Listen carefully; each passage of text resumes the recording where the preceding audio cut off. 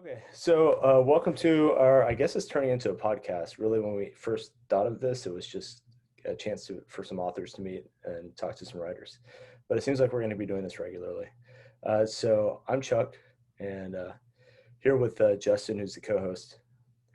Um, and we're just going to go through and talk about, meet a couple of authors. We're going to meet Jolene Loraine Bartlett, or I don't know how you want to be. Just Jolene Loraine, Jolene Joe, Loraine? that one. I don't care. Whichever, they all work. Whichever. Most readers can find you. Yeah. Yeah. And Mike Sherer Yes, that's right. also going to be on. Okay, so we do have a few like canned questions, kind of that we thought we'd be interested in knowing, as we put ourselves in like a reader's perspective, and so we've got a few of those, and we're supposed to have an icebreaker topic, which none of us are really prepared with. So we at least I'm not. Justin, you got anything? Well, icebreaker topic. What is any of our guests have an icebreaker topic? Anything that they want to kind of throw out there? Anything on their mind? I have a backup, and that is, I just started watching this Netflix series called To the Lake. Have you guys heard of that? Anybody? Mm-mm. Okay, so I write dystopian sci-fi, so it kind of fits in there, and it's just this disease outbreak in Moscow and they have to lock down the city, and people are fleeing Moscow, and it's pretty. So far, I'm one episode into it, but it looks pretty promising. I mean, it hits all the tropes of, like, people, like, at the beginning, when the protagonist is wandering through the city, you see people keeling over and he's not really noticing. So that whole kind of like easing into it, it's really skillfully done. If you get a chance, check it out. Okay, so about me, I guess, is the next bit. So like I said, I mentioned to everybody earlier, I'm Chuck. My pen name is Andrew. And I do write science fiction. I guess I write a lot because I've got 4 stories going right now. The big one is Models and Citizens, but the one I like to talk about is Bodhi Rising, which nobody's heard of yet because it's not out yet. And it's written down, but it's about like a kind of a crossover between cloning and artificial intelligence and mind-body transfer. Very, very strange and hopefully entertaining. I'm having a lot of fun writing it anyway, so we'll see if anybody actually likes it. Justin, you're up next. Oh, well, now we're doing this again since we were recording. Well, we didn't record it last time. Oh, gotcha. Anyway, I'm Justin again. Still, actually, nice to meet everyone again. So yeah, like Chuck said, we just kind of started this out as like a little writers meeting. We're kind of trying to, find the direction that we want to take it in, to make it successful. So we're having some local writers on and some less local writers, like Mike and Sheena. Sheena, you're a surprise. I didn't know you were going to be here, but that's okay. That's awesome to have more people. I write sci-fi horror. Like I said, I've got a couple stories going. I don't have anything published or any kind of news like that because I'm actually usually very busy with a lot of other stuff. I have 4 little girls, so they take up a lot of time. That's exhausting. It is, but it's worth it. So yeah. Yeah. Mike, you want to go ahead? Okay. Sorry, Chuck. No, go ahead. Go ahead. Okay. Well, I started out writing screenplays, and I had one I got to produce was Hamal 18, and that was a fun thing to go through. The producer gave me plane tickets to come out to Los Angeles so we could go over the screenplay line by line, and he also kept me involved in the whole process. And when the film was done, I came back out there for a cast and crew screening, and got to meet everybody who was involved with the movie, the actors, and all the people behind the scenes. And it was a lot of fun. We got to see it screened. Nothing ever came in the movie. He entered it in a couple of festivals, and then he released it direct to DVD. But It is still available for streaming on Amazon Prime, if anybody's got that. It's called Hamal 18. And one downside of that screenwriting episode was because I had that one movie made, it kept me involved way too long because nothing else ever happened. So, the time I could have been spent writing novels and other things, wasted on screenplays. But since I quit writing screenplays, I've had 3 novels and 4 novellas and I think 22 short stories published. Wow, that's a lot. Yeah, I like to go the traditional route. I like to find publishers for my work. Yeah. And right now I'm working on a science fiction novel, Flatlanders, and I'm still at the editing stage. I'm just going over stuff and going over stuff. You know how it goes. You just read it and read it and read it and keep finding things that need to be fixed. So Yep. that's where I'm at right now. And Is that your latest piece? Your latest work is Flatlanders? yes, that's what I'm working on now. Okay. And it's a science fiction. Okay. What do you have And I out don't- now that people can see? I'm sorry, what? I said, what do you have out now for that? Well, the novels, I've got a suspense thriller called A Cold Dish. These are all available on Amazon. A Cold Dish. Then I've got a middle grade fiction called Shady Town. Then I've got a suspense thriller called Souls of Nod. And then I've also had one novella as a standalone published, and it's Under a Raging Moon.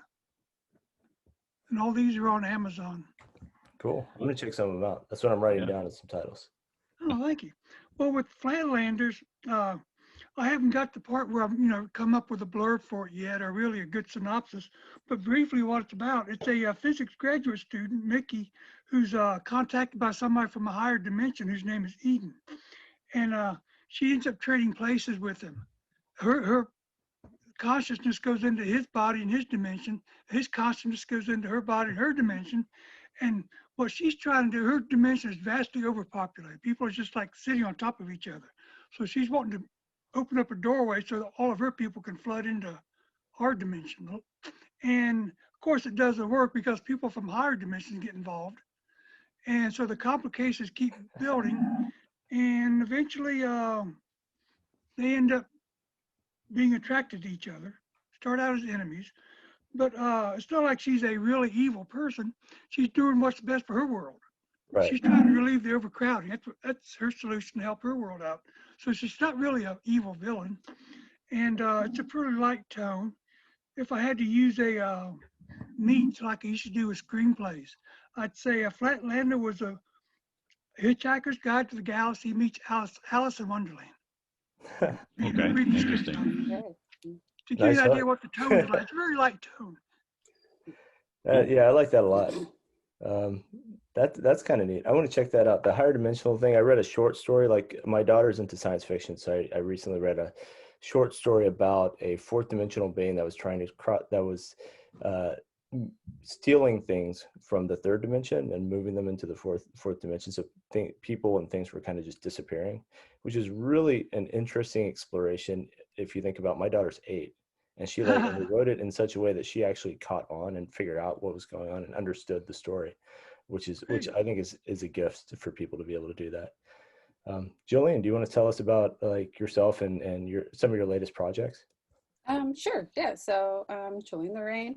I've been storytelling basically my entire life. So I actually had the first story I ever told written down before I actually knew how to write words. So it's long lived in the storytelling department.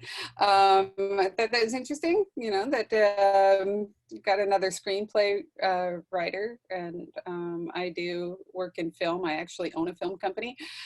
So film is actually my first love. Writing novels is my second, but novels is actually easier to get off the ground than film. And so that's why I have novels out right now.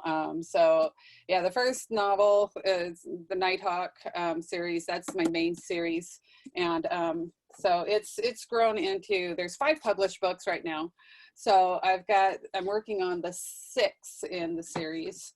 And trying to work on that, but it's complicated when you are having to deal with other kind of projects as well. I've got a on the film side, I've got an animated series, which has taken off a lot faster than I thought it would. And so I've been really having to try to focus my brain between doing animation and yeah, my Nighthawk series. So it's kind of like trying to flip your brain between writing for something like, I don't know, like My Little Ponies and Star Wars in a single day. And it's, let me tell you, this is kind of crazy. So my brain has been kind of thrown back and forth, but I do enjoy the challenge. And so, yeah, so I've been writing for film, trying to get back into writing my novels. I do have also a standalone modern day drama called Soul Finder, which is out, as well as a short story series called White Horse. So those are all on Amazon, as well as Smashwords and other places like that. So I have all that. So I was on your website, White Horse Entertainment, and I saw the dragon. And did you make that? How did that happen? Yeah, that is a Larcray, and that's from the Nighthawk series. And my dad built that. My dad is a professional puppet. Well, he's a puppeteer and puppet maker. Both my parents, that's what they do. And that was the life that I was born into. And so several years ago, I had the opportunity to go to Emerald City Comic-Con. And so, because I couldn't afford to have a booth there, we designed the Larcray, and he's actually a puppet. So his head turns, his mouth opens, so he does more than just sit there. And so I'd just walk around, people would ask, what is he? What is it about? And I would be able to tell them about Nighthawk and hand out cards and stuff. So it was pretty cool. Even got a picture with Jeremy Renner, you know, so with the Larcray. So I've got that. Hey, I was at that Comic-Con. Oh yeah. Oh, we didn't cross paths that I know, but it was pretty big. So what can I say? Yeah. But that's what it is, and so he's used for promotions. He's also a prototype for actual film work, because eventually Nighthawk is destined for film. That's kind of the main goal. Neat. Mm-hmm. So so that was question number one. If you couldn't tell, that was like about yourself and latest projects. I'm not gonna read out each question, but I do have. But I'm always curious about like inspiration. And Jolene, if you want to start us off, like how did you find inspiration for? It sounds like you've been doing film for a while. Like, hold on, Chuck. Yeah, you're forgetting about Sheena. Huh? Well, we're kind of spotlighting. Okay. Mike and we were doing round robin kind of. Yeah. Okay. Sheena is actually going to be joining us for our next month. She will be the spot. You will be. I'm sorry, I don't mean to talk about you in third person, Sheena. You will be spotlighting next time around. So, Jolene, your inspiration for your latest project or your favorite, whichever way you want to take it. The Nighthawk. Well, Nighthawk. Oh my goodness, that inspiration started some good 25 years ago through very odd sources and everything, just as a kid, and just other stories, other TV shows, and it started to kind of mash together, and I started to write my own versions of those stories, and then I started changing the characters and then changing the stories until it was actually my own.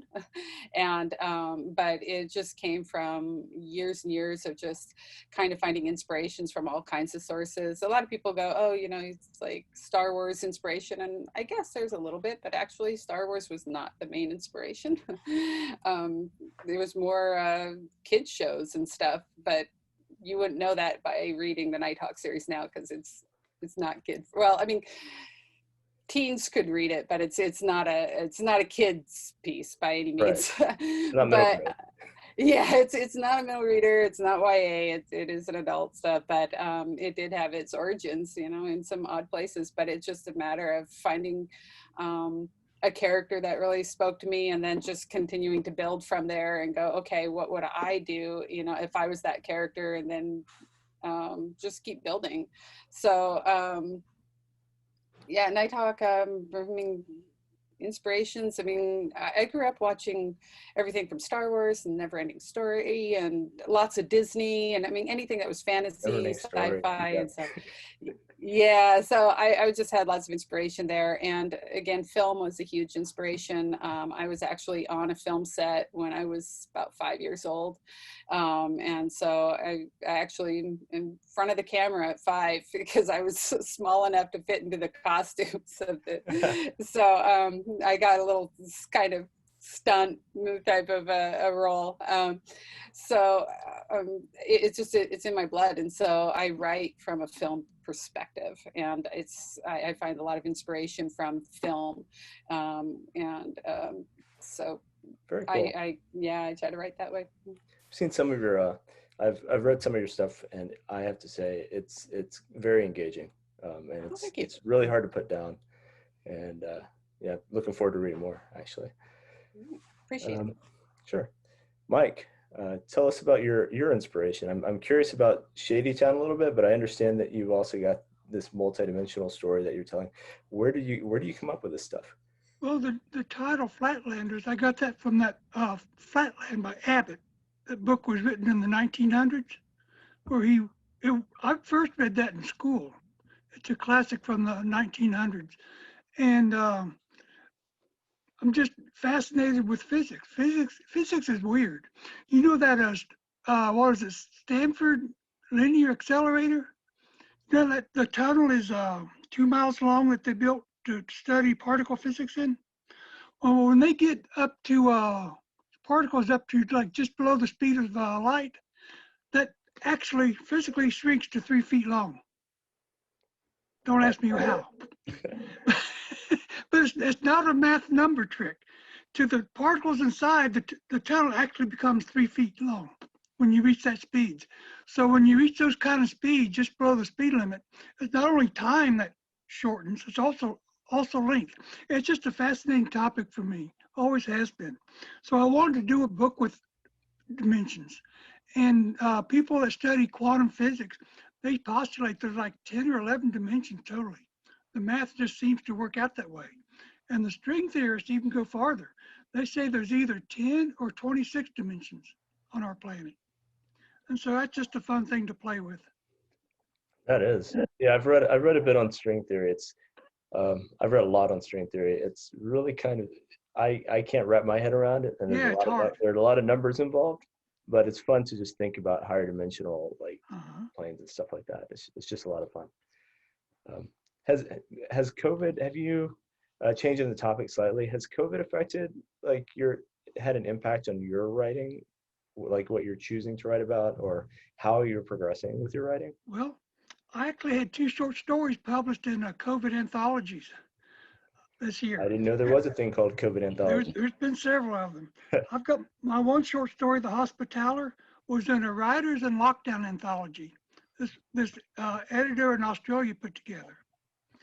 And once the book covered its cost of production, she's donating all the money to charity. Oh, cool. So, not making a penny off of it. And the other one was a short story, was a mutualistic relationship. We did an anthology titled When the World Stopped. And just, another COVID anthology. Yeah. And other than that, I'm a writer. So, I can't leave my house. Fantastic. I've had more time to write this year than I've ever had in my life. Yeah, but working to get to this point, huh? Yeah, I mean, everybody's telling me, you can't leave your house, you gotta stay at home. Okay. I just go down my basement, sit on my computer, and I write all day. Awesome. So I've got more writing done this past year than ever in my life.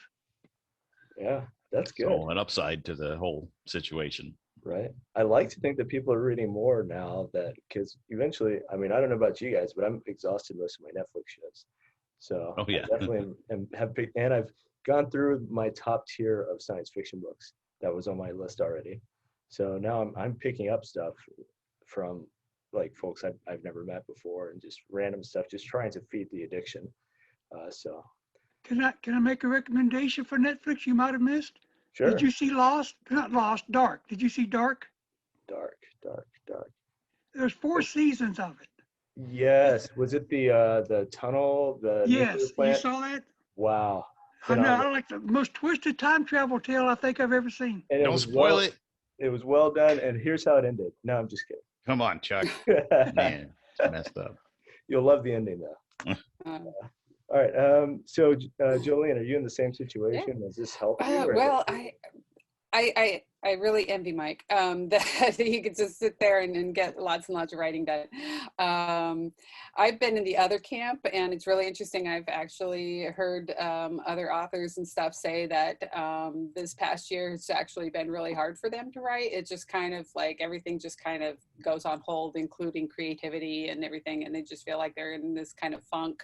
And I actually found myself kind of in that category. So it was really hard to just really focus and be able to work on writing. It just felt like everything was on hold, even though I keep telling myself, I work at home anyway, so why is this any different? So I don't know what it was, but it did cause me to start focusing on the animated series early on, and because I was kind of locked down with other family and stuff. So I was working with them, and we worked out the series, and it just kind of took off. So that kind of took me away from the novel writing, but I really do need to get back into that because, yeah, once you get a novel series started, you have to keep it going. You can't just stop because readers will read a lot faster than you can write.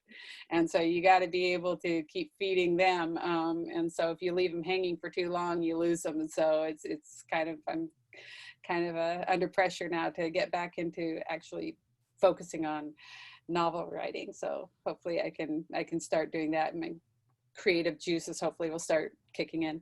Do you have people come up to you like they do to George Martin and like, hey, when's the next book coming out, Jolene? Getting mad at you for like I haven't had anybody get mad at me, but I have had some people asking lately, so I'm like, uh-oh, I really need to get going. So probably not as many as authors that have millions of readers. I'm not quite there yet, but Yeah. That's awesome. Yeah, that's not a bad problem to have, I guess. It is not. No, it actually does feel pretty good to have people that really want the next book, but it does put a lot of pressure on you. All right, so that's the first like meet the authors. This one we're kind of opening it up for everyone, I guess. This is general topics, and this is where Justin and I brainstormed some really strange things to ask everybody and to see how everybody wanted to respond. So the first one is alien spaceship. I don't know if you've heard, but there's a scientist that has decided that something that was categorized as, I think, an asteroid or something is actually an alien spaceship. And it was the Oumuamua interstellar comet, and that guy named Avi Loeb is one guy. And Mike, if you're like follow physics and stuff or stuff like that, you should be familiar with Avi Loeb. And he thinks that Oumuamua was actually a spacecraft. So he's like the only one that thinks it. Everybody else is like, no, we figured it out. But he's like a super respected scientist. So yeah, his opinion's more important than mine. Like I tell people that and they laugh, but if he tells people that, they listen. So yeah. What do you think? What do you guys think? Was anybody have an opinion on this? Is there alien life flying around there in spaceships? You don't have to answer that question. Just offer general insights. Well, personally, for me, I'm open-minded. I mean, obviously, we don't have definitive proof, but at the same time, we don't have any proof against it either. So, is it possible? Sure. I'm willing to say, okay, yeah, it could be. I don't, spend my life looking at the stars going, oh my goodness, which one is a spaceship or something. But, I mean, if people are saying, hey, I saw something I can't explain, I'm not going to be like, oh, you are so crazy and everything. It's like, well, there are things that are unexplained. If they're alien, okay. If they're not, there could be other explanations, but I mean, there are some compelling arguments for the fact that life does exist elsewhere. So whether they're visiting us or not, I don't know, but it's kind of fun to think about. I think it'd be cool, but well, depending, I guess, depends on which way your idea of aliens goes. But aliens or Spock, I don't know. Right. Hopefully the Vulcans show up. Right. Who knows? I don't know. Yeah, I have a. So I have to admit, I'm a bit of a dork. When SETI was really big, and I think it's still pretty pervasive, but the prominence, like name recognition, is worn off a little bit. I had the desktop installation that allowed them to use my computer for extra terrestrial search process, satellite image processing. Unfortunately, while I was involved, they did not discover extraterrestrial life. But that was my little contribution. Or they did, and they didn't tell you about it, Chuck. Well, yeah. More likely. Yeah, probably. That is cool. Does anybody? I've heard about that, but I've never met anybody before who was involved with it. Oh yeah. Yeah. It didn't take that much to be involved, but I just had to install the program, so it was yeah. It's the SETI at home uses the processing power. Yeah. But if you need a name drop for alien exploration, you can. Oh yeah, Chuck's sweet. Cool. Yeah, I'm there. All right. Has anybody Sheena? This is a part where if you have an opinion or if you want to jump in. I'll routinely ask you, do you have an opinion on this? And you don't have to. Do I have an opinion on alien life in general? I actually do. I watch a lot of Cosmos by Dr. Neil deGrasse Tyson, and I follow a lot of his Me too. Star Talks and things like that. And so I do tend to feel that it would be rather egotistical for us as humans if we're like, we are the only evolved species out there in our multiverse. You know what I mean? So without going into too much detail, I do tend to think there are other living beings out there. They probably don't look like us. They probably don't value what we value. But I do think they're out there somewhere, and they probably already know about us, even if we don't know about them. That's very good. It's a little creepy, but yeah, not you. I mean, the idea that aliens are watching us, but I guess that's kind of the whole thing, right? Was that just one of the things, Chuck, is that asteroid might not be a spaceship, but they were thinking that it might have been mined by another species for its minerals and then thrown into space. And they were kind of thinking that they saw, evidence of like tooling marks and things like that. Really? Like it being mined for, yeah. Well, I know that asteroids are supposed to be really rich in some minerals and stuff that are difficult to find on Earth. Oh yeah. Some of them out there are worth trillions of dollars. Wow. So my new retirement plan is to capture an asteroid. There you go. Get a lasso and a big ladder. Right. Well, I'm from Texas originally. There you go. You can do anything with a lasso. Question. All right. So so topic 2 is kind of tangentially related. Has anybody seen the Perseverance landing? I know you have, Justin. Any thoughts on? You want to share? I think that's awesome, and I think Sheena, you'd mentioned it's egotistical to think that we're the only life out there, and I actually have the opinion that I think there's life, like at least microbial, or dead, long dead microbial life on Mars, probably on Venus too, and probably anywhere that had the opportunity to try to bring life, try to create life, and they had the atmosphere and they had the right conditions at one point. I would imagine is kind of anywhere that happened is probably some kind of life that maybe, the environment changed and wiped it out, or, like Mars atmosphere disappeared. But I think it's more abundant than we think.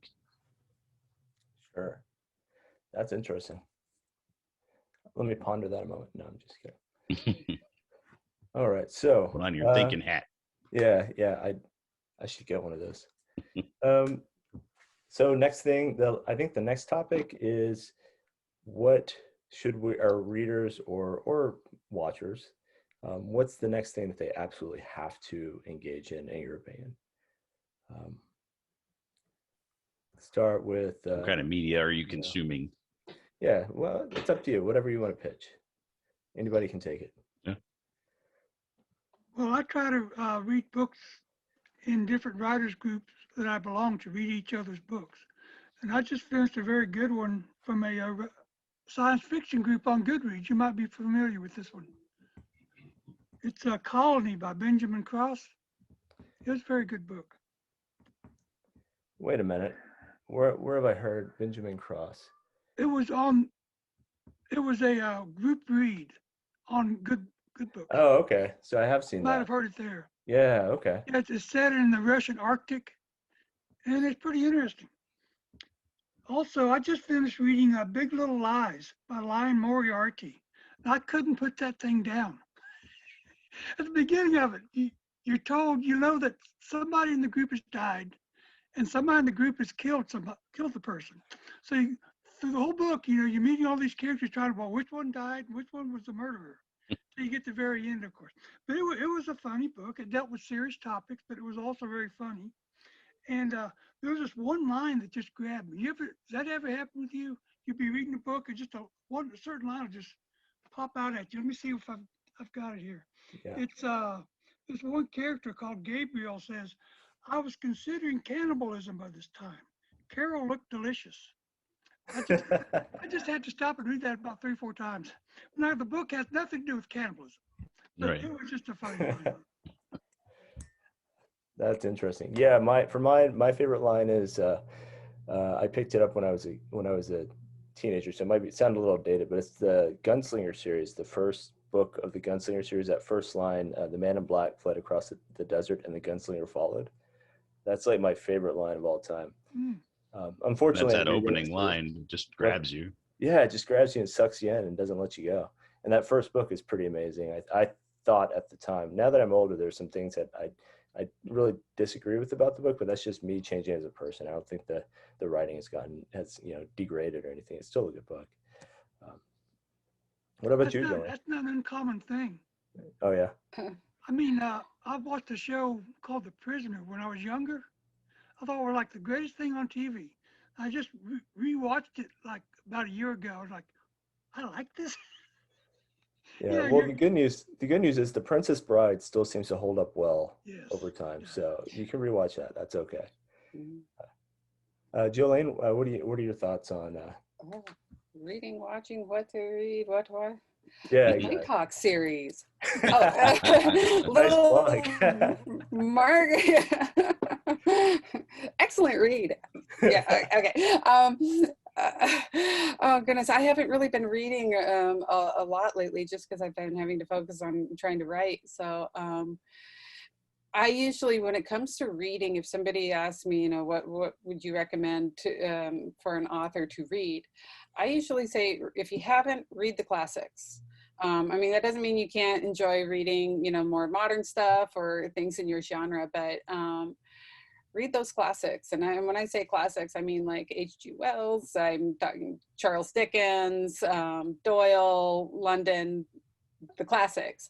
I mean, they were masters of language. I mean, they didn't have film, they didn't have the visual medias. The written word was the visual media, and their understanding of language and how to really engage through language is amazing. And so I was actually encouraged to start reading the classics through an amazing professor who I don't think there is a single book, movie, television show, play that he doesn't know and can quote by heart. I mean, This guy was amazing. I don't know how he does it, but he got me into reading the classics, and it just really, I feel like it helped improve my writing. And that doesn't mean that I'm writing in classic style and everything, but it just helped me to understand how to write better and just use language better in English. And so H.G. Wells, I would say, is one of my favorites. I mean, I got hooked on it from reading War of the Worlds. So, I mean, I would really say, cool. Yeah, take some time, I mean, obviously some of them are harder to get through than others just because of the style from the day, but it's definitely, it's something that should be on. It was the worst of times. Yeah. A little tedious. Yeah, that is Doyle, the Sherlock Holmes series is probably, that one's a really good one, and those are fast reads and a lot of fun too. So those are ones I recommend. My favorite classic is The Count of Monte Cristo. I read that from Dumas, and it's just a fantastic book. I was really surprised by that too. I mean, I didn't think it was going to be a page turner, but it was for me. I really liked it. Yeah, it's interesting to have a page turner written in such a dense language. You know what Yeah, I mean? yeah, yeah, it was. So. Okay, so now I'm gonna have to go reread that. That's interesting that you mentioned H.G. Wells a couple of times, and I was thinking about science fiction the other day. I actually wrote a newsletter post on that about the Day of the Triffids. Actually, is what I was writing. What was in the post, which is I don't know if you guys have seen that science fiction movie. It's definitely dated by now. This guy wakes up in this hospital. There's nobody around. Everyone in the world has been blinded by a meteor shower. What was interesting about that and the connection here is that he actually got the idea from War of the Worlds. And then if you continue forward, then 28 days later, the guy who put that scene, that opening scene that wrote that part, he actually got that idea from the Day of the Triffids. So it's really interesting that you mentioned go back to the classics because they're always kind of informing like the landscape of science fiction, I think. Very cool. What about you, Sheena? You've been awfully quiet. Do you have, what would you recommend? So lately I've been on a self-help kick. Makes sense. We're just getting through February, so still kind of in the new part of the year. So a couple of them that stand out to me, one of them, a friend of mine just sent me her work, and it's called The Compassion Fatigued Organization. And so my master's degree is in psychology, so I really love things that deal with the human brain, human emotions, neuroscience, and things like that. And so she really, digs deep in terms of how does being at work fatigue us, specifically in terms of our self-compassion, our compassion to other people. And so I'm about a quarter of the way through it, and I found some really interesting tips to take home, so to speak, and I've enjoyed it. Another one I'm reading is called The Mastery of Love. So it's written by a Toltec sort of guru. His name is Miguel Ruiz, and he's written so many best-selling self-help books. So I've been really enjoying that one as well. And I have a couple more on my to-read list. I've been really taking advantage of Goodreads' online tracking system where you can track the books that you're reading. I just started implementing that. So it's helping me keep accountable because I logged in all the books I read last year and I was like, holy crap. In 1 year, I read like 9 books. That's pathetic. Do you know what I mean? So I got to increase that. So I set the lofty goal of 30 books this year, but they have to be quality books. Otherwise, no. So I'm off to a good start. So we'll see if I can reach that goal. Well, quality books, that's subjective. Green Eggs and Ham is a quality book, right? Put that on your list. Own right, yes. It's on my list. My favorite book. But Yeah, that's fun. I'm always impressed with people can see. I think everybody in the world reads a lot faster than I do, and it's really strange. maybe you just read more thoroughly than we do, because we're just there like, you go. check that box, move on to the next book. I'll take that. Sure. I think it depends on the book you're reading too. I've had some books where I'll just skim through it that just weren't that engaging. Then other books I'll slow down for because I'm really getting into it. So a lot depends on what you're reading. Oh, you know what? That's true. I skip a lot over some stuff sometimes. If something's really boring or just not engaging, and then I come across something really good and I slow down for it. Cool. That's an interesting concept. The one that I'm reading right now is actually Harry Potter. Oh, The nice. Sorcerer's Stone. Yeah, it's I bought it. I've already read them all. I did them audiobook with my daughter. We listened to every single book in the series, and we watched all the movies together. But I would just want to get a closer look at who some of the characters are and kind of understand like what's so compelling about it. Why does this series seem to speak to everyone on the planet? And so I'm kind of being a little bit more analytical about it, connecting the dots and stuff. But it's still a very, very fun read. And the way she opens the first one is just it really is kind of like a kid's story. The tone, it's compelling. It's an interesting thing to pick up again.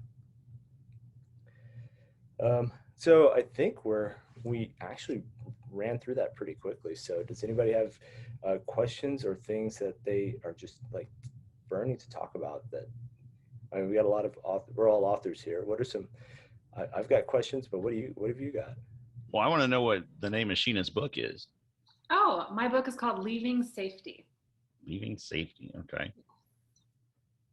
I have Mike's book and I have Jolene's books and I have Chuck's book.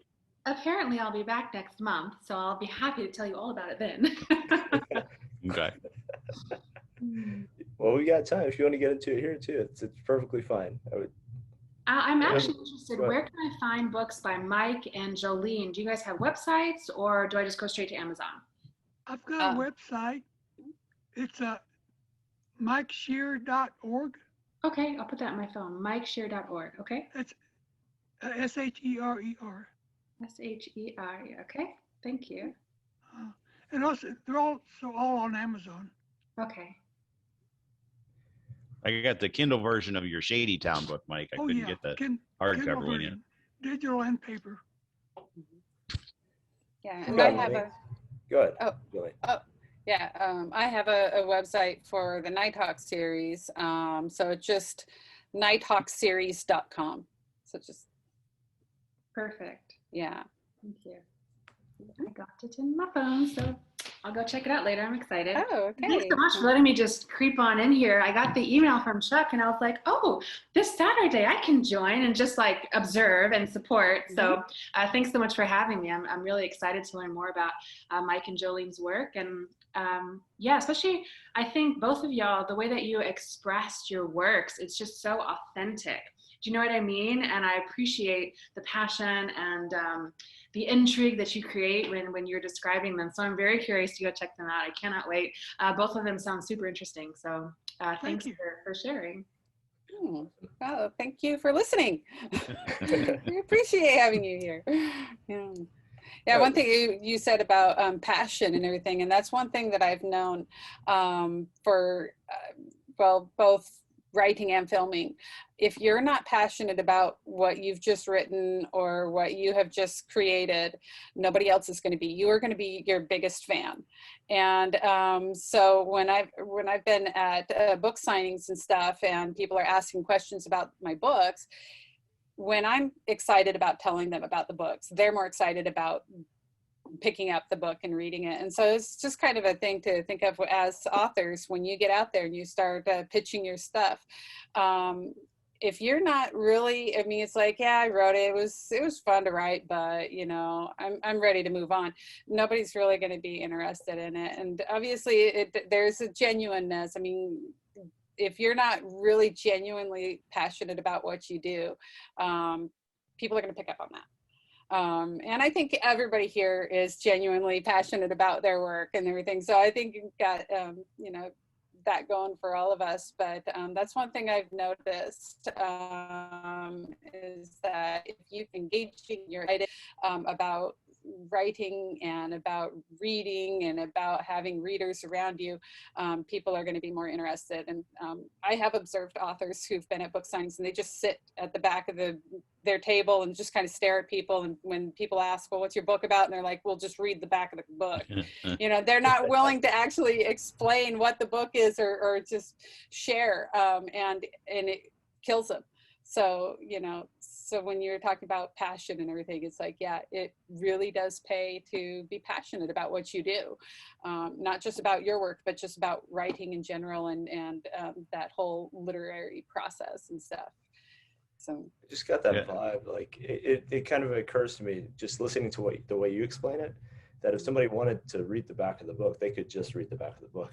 They're probably not talking to you for you to regurgitate that to them. Probably want to know like more, like all the stuff we talked about, like why did you write it? Like what's special about your book that nobody else can deliver? I mean, well, I remember meeting Jolene. She had a booth at like the library. You remember that a couple years ago? That was a while back. And I picked up her book. I'm like, hey, what's this book about? She goes, read the back of the book. No. She was very engaging and very passionate. And I appreciated her taking the time to talk to me walking down the street, you know. So, yeah. Oh, appreciate that. So you sold me your book and I have it signed and everything. So that's sweet. Yeah. I am naturally very introverted. It's been a hard process to get out there and be more engaging with people and to be more a people person, but I'm learning.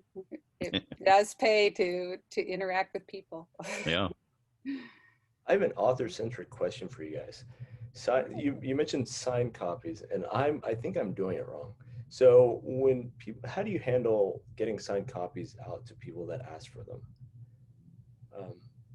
I guess, is it just like what you give is it in person events that you typically do this, or do you deliver signed copies to people through mail? How do you handle that situation? Have you seen what Neil Gaiman does?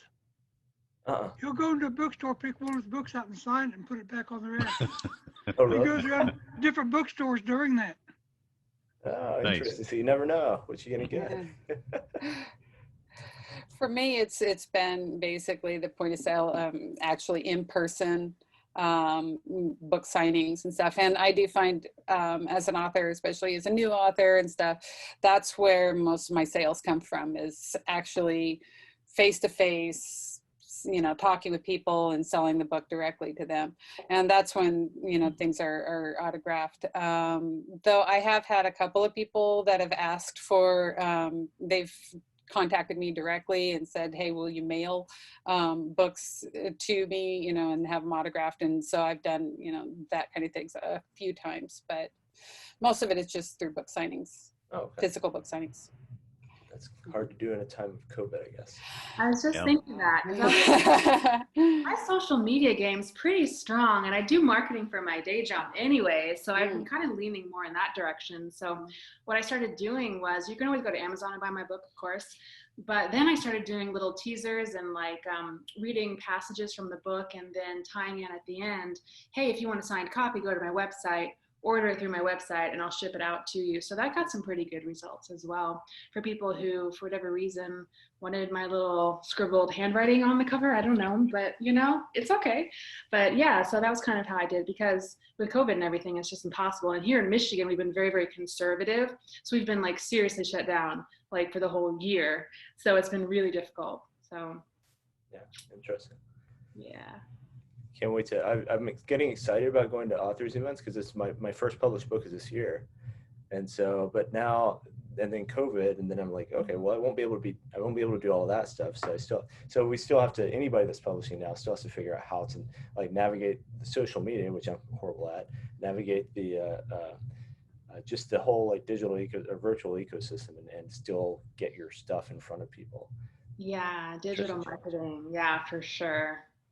Yeah, so if you have any specific questions, you can email me and ask me, and I shall divulge my information for free, no problem. I do run our whole marketing department for our smart lock that we have here in Ann Arbor. So it's part of my job is to stay up to date with like what's working and what's not working. And to your point, everything has changed, even within the little components of digital marketing with COVID. So there's lots of little things you can do. If you want, I can share, happy to do so. Thank you. Awesome. That's awesome. After this, I usually send an email out to everyone that's attended, and just so we can all exchange kind of email information that way. Good. You can get that. I think we're close. Go ahead. One other thing you can do while you're locked away is to get involved with writers groups. There's several on Facebook. There's several on Twitter. There's several on Goodreads where you get to meet other writers and support other writers by reading their books and posting reviews. I'm involved in several different groups that way, and I've even got a group that meets physically, like your group does, Cincinnati Fiction Writers. But since COVID started, of course, it's been Zoom just like this. But still, if you get involved personally with groups, that's a big help also. That's neat. It sounds like you were on the same journey. When we started, we were just meeting face to face. Yeah. We ended up doing the same thing. Everybody has to, yeah. Yeah. I think me, Chuck, and Jolene are the only ones left. Yeah. That original group. Yeah, of the starters. Yeah, absolutely. Mm-hmm. So, thanks for bringing us back, I guess, in a weird, no, but we do have to go. So, I was trying to segue that, but it did not work. You tried, Chuck. You get points for trying. Hey, thanks. Good. So thank you, Jolene. You were on last time, and I appreciate you coming on this time and giving us a little bit more insight into what you do. And Mike, I really appreciate you joining. I'm looking forward to picking up a copy of more of both of your books. Mike, I don't think I have any of yours yet, but I'm going to go get one. That Shady Town is really interesting. Middle grade right now is really intriguing to me. I don't really fully understand how that genre writes and reads, so that's going to be a nice exploration for me. for our listeners out there, and if you happen to be watching that, you can go to my website, andrewsweetbooks.com, and there's a link on there. We'll have links for all of the authors that are here. So that's an easy way to get everybody's information about what they're up to and get to their websites. We got it all kind of consolidated on the Meet the Authors page. Normally at this time, if anybody has anything saved that they'd like to throw out there, now's your opportunity. Otherwise, I think Justin, you got anything else? Nothing else. Just thanks everybody. Thanks Mike and Jolene and Sheena and you too, Chuck. So that's it. That's all I got. Thanks. Have a great day.